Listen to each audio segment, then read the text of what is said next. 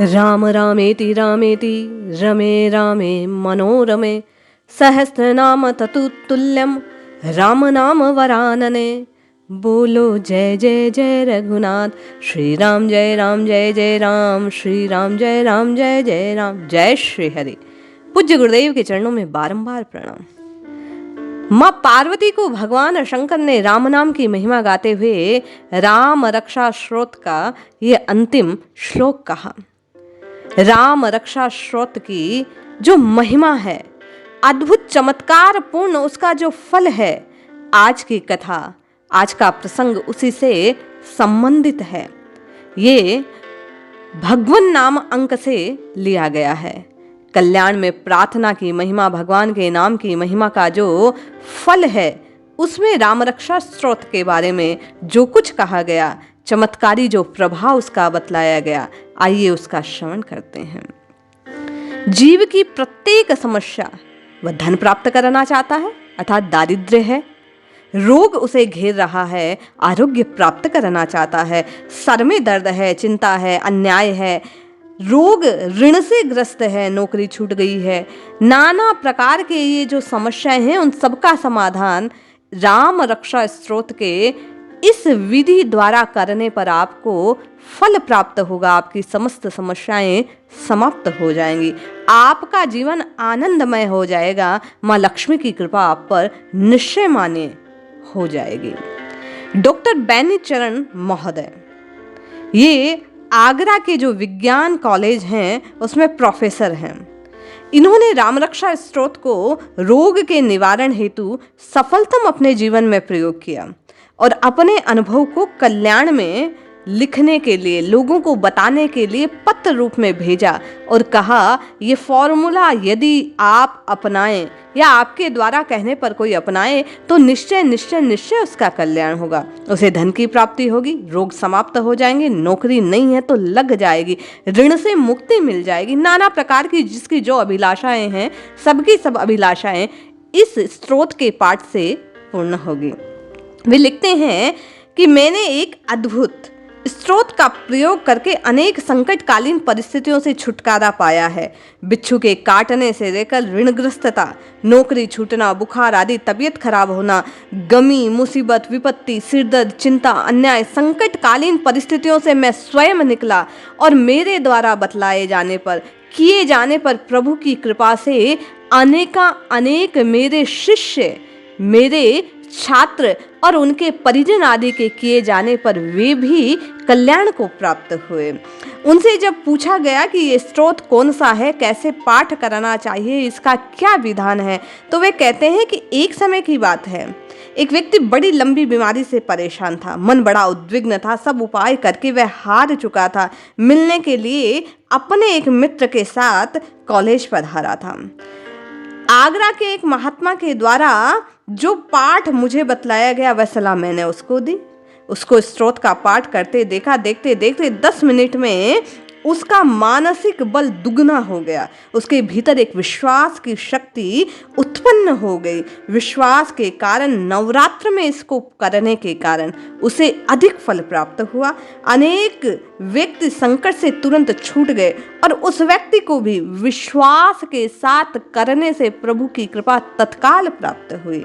एक एक इस स्तोत्र का शब्द भगवान की कृपा जानकर उसके द्वारा उच्चारित किया गया और उसका कष्ट तत्काल दूर हो गया।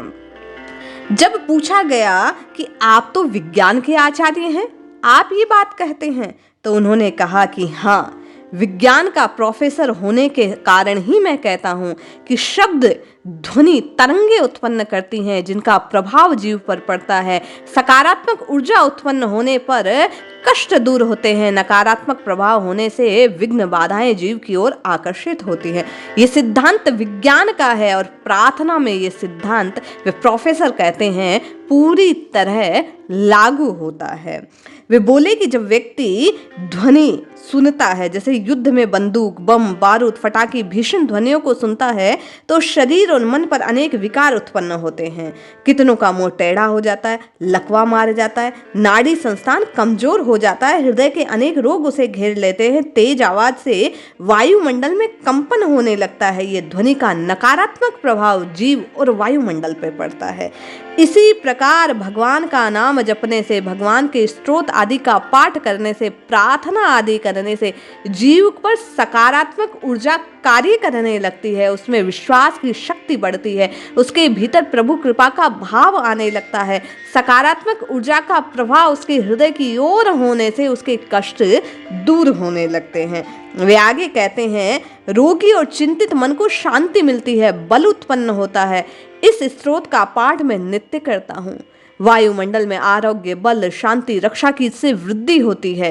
कंपन से बीमारी जो गुप्त रूप से मन आदि, शरीर आदि में अपना जड़ जमाए बैठी है, धीरे धीरे उसका नाश होने लगता है। आत्मबल से रोग दूर हो जाते हैं। वे महोदय कहते हैं कि व्यक्ति यदि पुष्टता चाहता है तो इस स्तोत्र का पाठ उसे नित्य करना चाहिए। शीघ्रता से क्लेश और परेशानी दूर होकर आनंद और स्वास्थ्य की प्राप्ति होती है।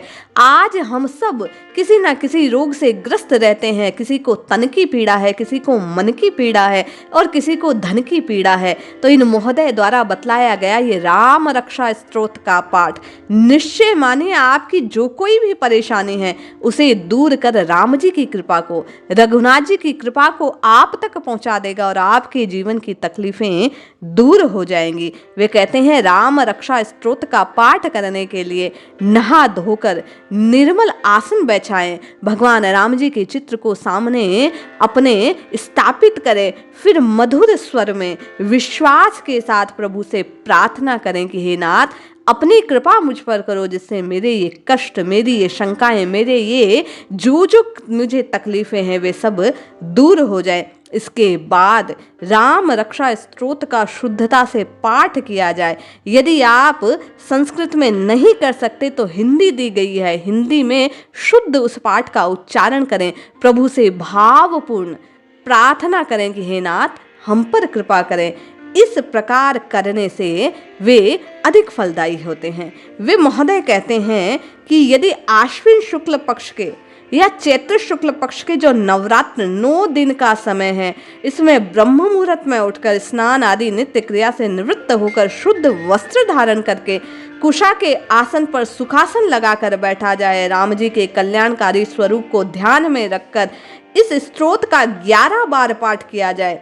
और यदि 11 बार संभव ना हो तो कम से कम 9 दिनों तक एक एक बार नित्य पाठ किया जाए, अखंड ज्योत जलाई जाए। इस प्रकार इसको सिद्ध किया जाए तो ये निश्चय अधिक फलदायी सिद्ध होता है। वे महोदय कहते हैं मेरा दावा है, मैंने लाखों लोगों पर इस बात को अपना कर देखा है। अपने जीवन में कई बार राम रक्षा स्तोत्र के पाठ के द्वारा अनेक विघ्नों को दूर किया है।